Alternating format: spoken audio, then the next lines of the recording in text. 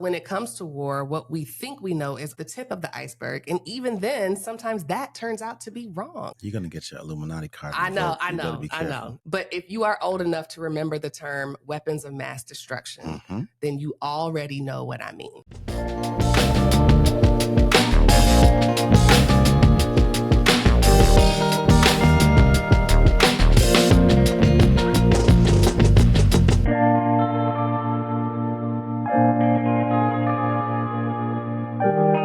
Welcome to the Rich and Regular podcast, where we explore life at the intersection of money. I'm Julian. And I'm Kirsten. And today we're talking about how to manage your investments during war times or times of global conflict. But first, I want to shout out to all of y'all for being so patient with us. We took a break last week. We try to practice what we preach and take strategic breaks to prevent burnout or just to remind yourself of why you do any of the things that you do. And what's interesting is we had a totally different episode for this week that we had planned. And while we were gone last week, we were on the kind of vacation that doesn't really have a lot of news or media. It was an unintentional media detox. We did some glamping. There was no TV in the room. By the time we did get to a hotel with a TV in it, we were outside at the beach and watching sports, not really watching the news because we had our son with us and that's not what he's into. So a lot of this reaction and the motivation for this podcast came from when we got back and we were bombarded with all of the news about what had been happening in the globe last week. Yeah. And so this episode was actually recorded on the day that it's released, June 23rd, which is rare for us. But that's because this is a live situation. I mean, who knows what's really going to happen next? There are obvious political implications here. We are not going to get into that. If you want to hear more episodes on our views about politics and money, you can check out episode 211, which is about tariffs, or episode 188, which is about the election. There are lots of places where you can find political information. That's not what this is about. And another reminder that this is not financial advice. We are not financial advisors. We are legally required to tell you this is entertainment. For entertainment purposes. Entertainment. That doesn't mean you can't learn something. It's for educational purposes, but it's not advisory. This is not advice. Anyway. This is perspective. Our role. Don't come for me. Don't send your lawyers. Don't submit the SEC to me. Don't do it. Our role is to help you think better and not just act fast or, react really quickly. Yeah. I don't know how many times we've recorded episodes like this, but this feels like maybe the second or third time. And it usually is because it feels like the world is on fire and we feel as if we have to respond to what is happening. Otherwise, we come across as if we're not really paying attention or we're detached from reality. And so for that reason, I tend to enjoy these kinds of conversations, but it's obviously a very serious topic. I don't know that things get more serious than war. I immediately start thinking about my son who's like, wow, and I have to actually explain what that means because it's going to be pretty difficult to avoid what he's seeing on the television, even though we're not the kind of family that has the news on all the time. So, all right, why this topic and why now? Unless you also have been on vacation or living under a rock. The United States government recently conducted airstrikes on Iran. They dubbed it, they always give it these interesting names. This was Operation Midnight Hammer, which is sounds like a very Trump. X-rated movie. That part. Or book. Yeah, that part. Not going to get into the details. Obviously, this is not a military podcast either. But yeah, we just conducted airstrikes on Iran. As Kirsten mentioned at the top of the episode, this is a live situation. We're recording it on 6/23. We don't really know what's going to happen. But the real question is, well, what's next? And the answer to that is nobody really knows. And that is in part what makes wars so confusing and stressful and anxious, because for those millennials and those of us who were alive during September 11th, and we'll talk a little bit more about September 11th, it's just, I almost don't want to think about it, because it seems like such a long time ago, but it's very real. We knew coming into this election because it was what do they call it? When they're on the trail, it was a topic of conversation around how hot-headed President Trump could be. And we are here. And so he has done what a lot of people thought he would do. And here we are in the midst of a violent conflict with no real understanding of what's coming next. From what I understand, the ball is in Iran's court. And that's pretty much where we're going to leave that, right? Because that's about as informed as I actually want to be. The purpose of this conversation is, what does that mean for you as investors, as future or near future retirees? What do you do with your money? As managers of money, how do you react? And I will also say that we're having this conversation because there's a lot of misinformation out there. Hmm. And, sometimes we feel like we have to try to get in front of some of the other things out there, which tends to be very much, this is how you run the play. This is how you capitalize on this or that. And people reflecting on things back from the George Bush era and all that kind of stuff. So we want to make sure that we're giving some perspective to, whether it's late starters or just starters, people who are new to investing in their careers.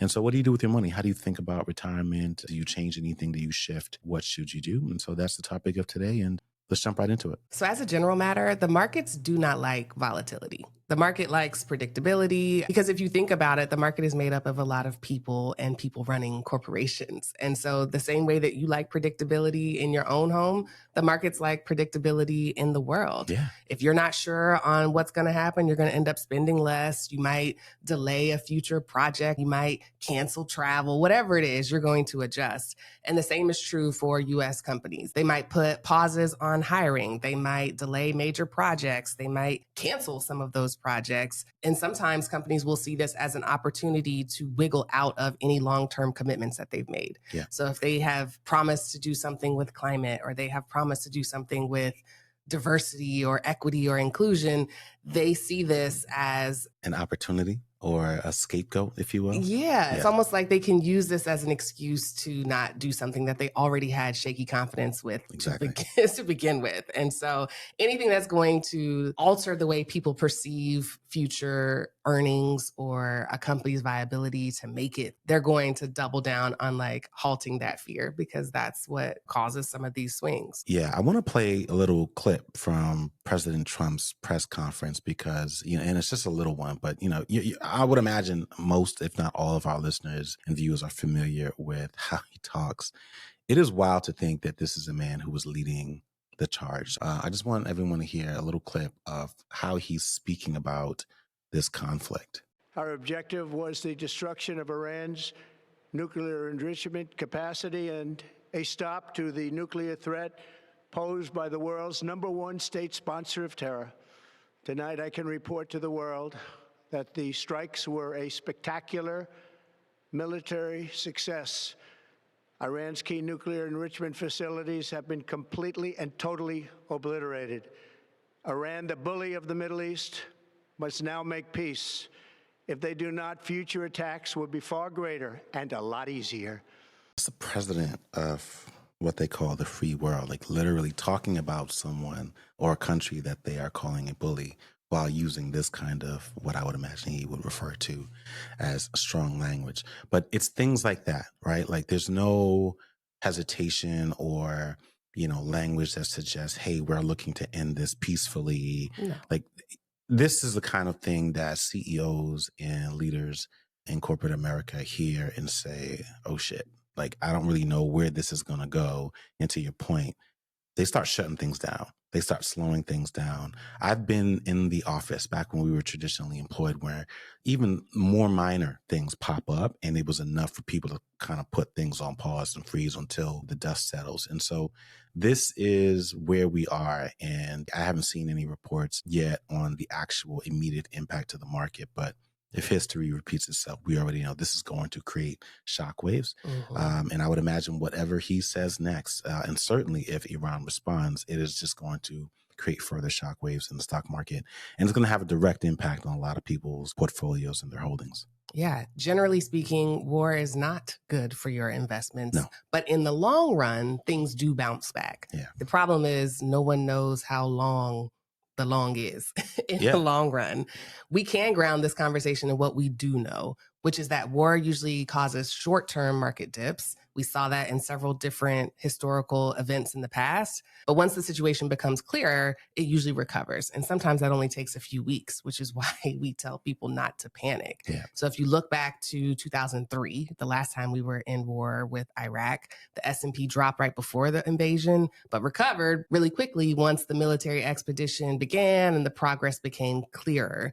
By the time Baghdad fell, the S&P was kind of back to where it was pre-war. Yeah. In February 2022, with the Russia and Ukraine conflict, there was this initial dip of 7% in the S&P. And to be clear, when I say 7% and I call it a dip, what you're hearing on the news is tumble. The market tumbled. The market was a bloodbath. The market falls again. And we're talking about 7%, but in the world of our media, that feels like, 77%. It just depends on what you listen to. But within that month, the market had rebounded and was trading at a level higher than it was even before the invasion. And there are other incidents, like even more localized one where we targeted a top Iranian official back in 2020. Quick market dip, followed by a recovery. And so although like there's no two conflicts that are exactly the same, the pattern is pretty clear. Unless there is a full-blown recession or a major disruption to something like oil, the market tends to shake it off because it just hates not knowing what's coming more than it hates bad news. And so they try to get ahead of what's coming. Yeah. And I'll also say the other pattern or common denominator would also be President Trump. Right. He talks really big. I remember as soon as you were talking about the conflict in Ukraine, like that was all we heard about, that dominated the news. And as an investor, as someone who pays attention to the market, I remember thinking, let's relax. And I was actually really surprised to see how quickly the market bounced back.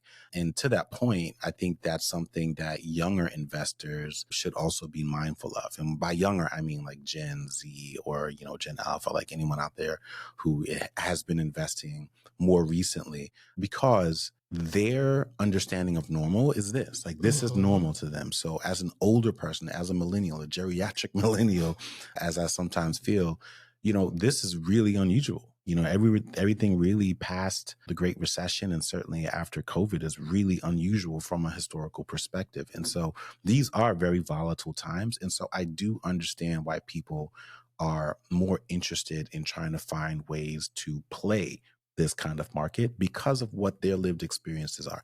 My lived experiences are different. And so I do have an understanding that is rooted in just different times and different memories. And so as a result, I find myself being a bit more on the conservative side relative to a lot of the things that we see today. Now, having said that, one of the more popular strategies, and I'm using that word very, very loosely, that I hear, and I'm talking directly to the fellas in my group chat right now, is they're excited. They've been listening to the gossip blogs and the gossip personal finance and investing platforms, and they're thinking, oh, it's time to run it up. It's time to run the play on defense contracts. It's time to start mirroring Nancy Pelosi's trading strategy because all congressmen, according to the Stock Act, which, by the way, I actually did not know this. I had to look it up. The Stock Act, stock is an acronym that stands for Stop Trading on Congressional Knowledge. But this was an act that was passed by Congress in an effort to create greater transparency in congressmen and women who are given information that could be proven to be valuable in the stock market. And a lot of people, again, I'm not trying to get into the conspiracy theories here. A lot of people believe that that's what happens. Yeah. And so I am of the belief that unless you have that information, it's already risky to kind of make these kinds of bets unless you really, really are just convinced or unless you have like bulletproof information.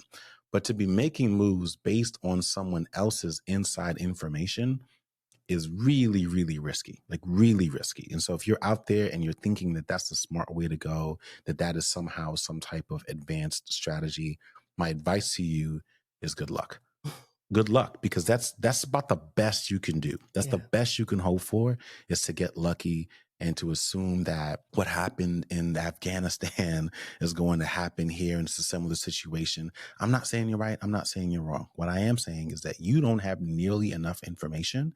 Even the people who have inside information don't have enough there, but they're willing to make a bet. And so for you to be reacting to those kinds of moves and using it as some type of qualified basis to inform your investment decision, I think is really, really risky. And again, it's one of the reasons why I really wanted to have this conversation, not to get into some type of political discourse, but there are some times where these things intersect with the way that people act and start thinking about money. And so the question then becomes, all right, if I can't do that, if you're saying we shouldn't do that, what can we do or what should we do? We're not really going to get into what should, but what can we do? What might we be able to think about so that we can navigate these volatile times without losing pretty much everything that we worked so hard for? Yeah, I want to stay here for a minute because you're absolutely right. People follow Pelosi's trades like it's the NFL Oh, draft. Like, they treat it like it's like a closed feed CNBC, oh, I know.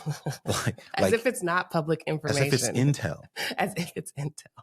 Yeah, it doesn't make it smart investing because Pelosi did it. It just No. makes it legalish gambling with some very expensive consequences if you're wrong or if you were late, which in most cases you are. They have 45 days before they have to report anything. So you ain't getting the same place she got 45 days ago. You getting the leftovers. I have friends who have designed portfolios based on those moves and they swear by it. Oh, yeah. And I'm like, okay, but you certainly don't respond to the group chat when things go south. Correct. Right? Like you only pop big talk when Correct. you have some highlight that you can shine the light on, and then you use that to sort of gas up the crew. But yeah, I mean, this is the thing. In the internet era, everyone is a pundit, or at least they act like one.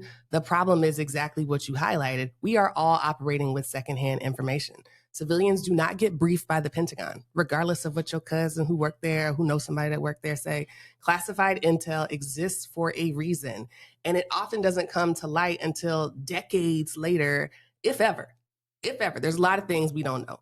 And so when it comes to war, what we think we know is just the tip of the iceberg. And even then, sometimes that turns out to be wrong. Yeah. We mentioned that war in 2003 with Iraq and how the markets rebounded. But I think it's really important to use that as an example to highlight the difference between how the market reacts and what the public is told.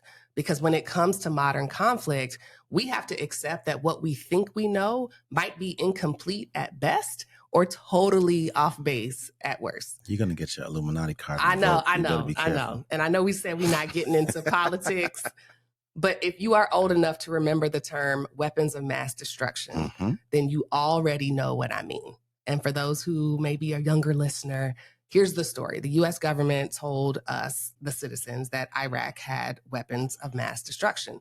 That was the big headline. That's what moved public opinion. And that's what gave the market enough certainty to move forward and bounce back. And they found operatives within the government, and I'm not going to say names, and they put them out there. And they told them to say it over and over and over again. Yes. And the media ran with it. Yes. And the people believed it. Yes. And years later, we discovered them weapons were never found. Nope. The intelligence was shaky at best, but the media ran with it, like you said, and the truth didn't come out until much later. And that's why we keep saying being strategic about the quality of your information matters, because the market does not care if the story is accurate. They just want to know what the story is.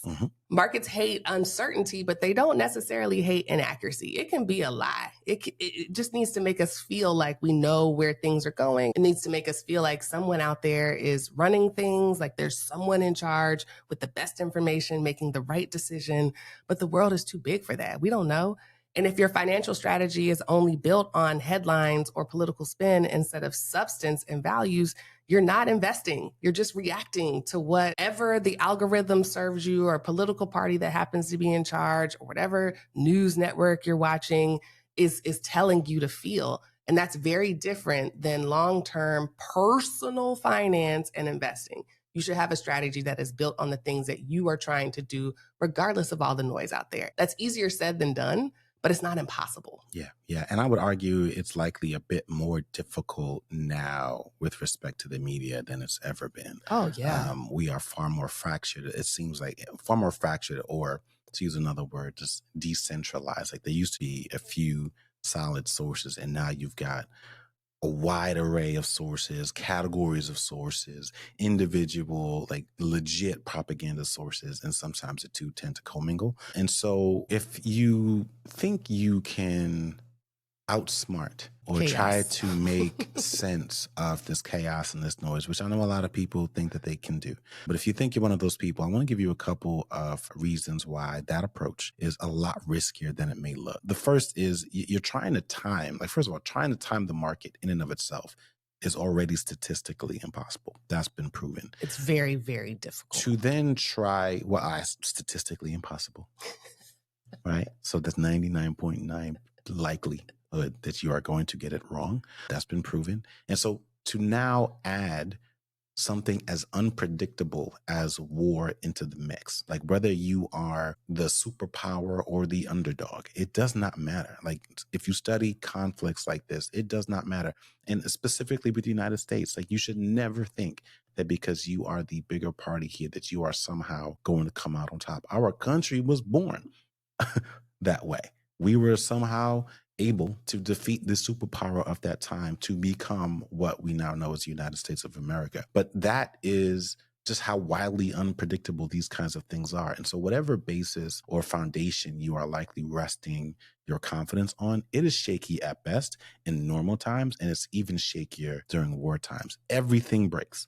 Everything from supply chains to consumer confidence to communication channels between public and private sector, because people start to look out for themselves, right? Yes. Like I'm more concerned about my city, my state, my company, my industry, and things do not flow. Our country was not designed to operate that way. It is wildly unstable. And so for you to try to make long-term plans or even try to navigate short-term moves in that kind of environment is incredibly risky. The second thing I was saying, we've been talking a lot about the media, is I think it's safe to say that we're just living in times where the media is highly, highly questionable on all sides. And there's a very blurry line between what is considered news and what is considered propaganda.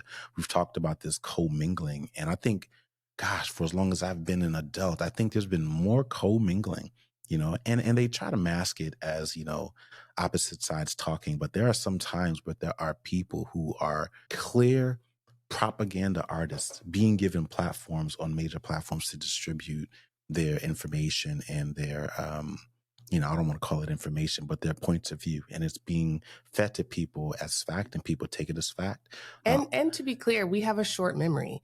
This isn't just a Republican Trump initiative. Kamala talked about attacking Iran on the campaign trail. Mm-hmm. It's not something we held on to because we were more excited about her being a woman and being Black and South Asian and already having been there with Biden.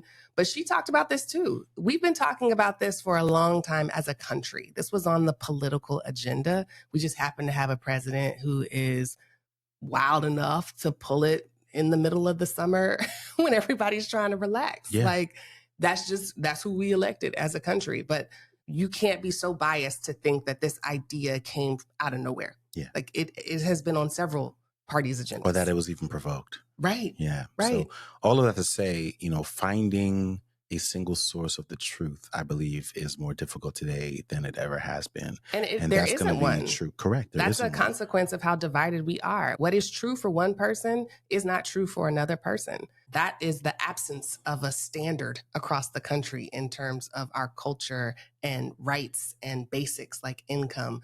There are multiple versions of the truth, and that's what we have to live in. Yeah. Yeah. And the last thing I would say is, even in a world where you are still willing to go forward, you're willing to accept that risk, you have to factor in during war times or periods of this type of conflict that the markets might close. And so your entire strategy, your entire plan, whether it's options or short-term trades or being able to sell at the right time, being able to sell an ETF at the right time, you can't do that if they just close the markets. And that has happened several times during periods of international conflict. The last time it happened, I believe, was 9/11. Right? It happened. Well, for several days, the market shut down. For several days. It has happened since then. Yes. But after 9/11, it shut down for 4 days. I'm speaking specifically with respect to international conflicts, right? So there's an unpredictability there because when the market has closed, the two examples we found were to honor the passing of former presidents. Mhm. Most recently, earlier this year, it was Jimmy Carter, and the last time it was George H. Bush. The time before then, it was due to Hurricane Sandy, and it was literally unsafe for people to be there, and so they shut down the markets. Mhm. But prior to that, it was 9/11, right? And it was actually closed for 4 days. And And before it was that, completely unpredictable. It's not like you could have even planned for those kinds of yeah, things. And so we're now in that world, I think, for a lot of people who remember that. Like, you don't know. They're not going to tell you what they're about to do, just like we didn't tell no. Iran what they were about to do.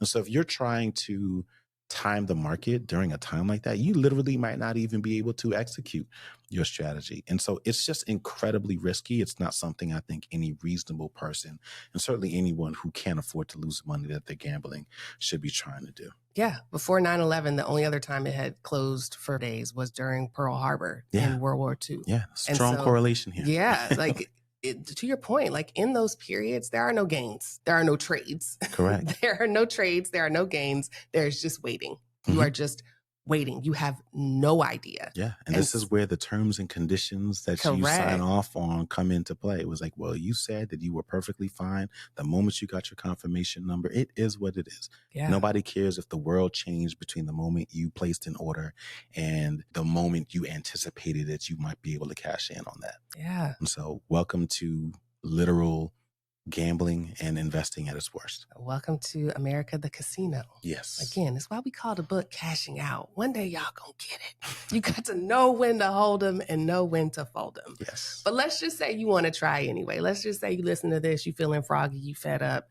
you got a reliable source. Your cousin worked at the Pentagon and told you for sure. You have been in the military. You So understand. These are sneak disses because she's on her group chat now.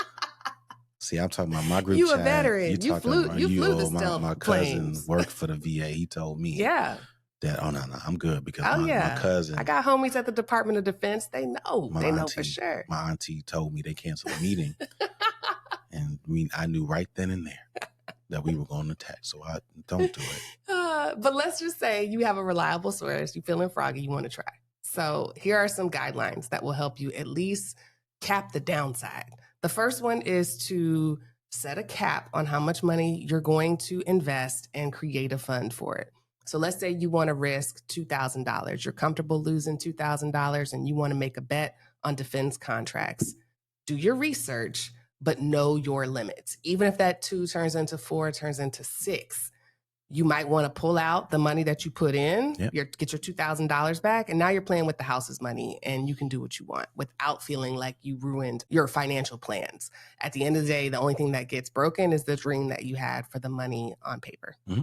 Second thing I would recommend is that you don't use retirement funds. Don't bet your 401k, your IRA, any of that stuff on war. You might as well bet it on sports, where at least you're informed about what might happen. Yeah. What you want to do is use after-tax funds, post-tax funds, and ideally those funds are in a brokerage account. This is the third tip. So traditional brokerage accounts like Fidelity, Ally, anything that's like not Robinhood, because Robinhood is a platform that shuts down on a regular. Like when you need them the most, you can't move your Robinhood money. So now war is on the line. Like I just wouldn't put it in something that isn't as stable as some of these companies and institutions that have existed through World War I and II. And Iraq and Iran and all the conflicts. These are 100-year-old companies that have big banks behind them, big piles of money behind them, global institutions that can still continue operations and have customer services and branches and all the things, versus something that, is fairly new to us and doesn't have a customer service line, may not be FDIC insured, may not have any of the things that you need to make this a less risky bet. Yeah. So, I think that's about it. Like our goal here is not to scare anyone. It was not to stir the political pot. It was really just to help ease any anxiety for someone who may have just started investing, for someone who maybe whether you were new or you're an older person and you're a late starter. But it's moments like this that prove how tested you are.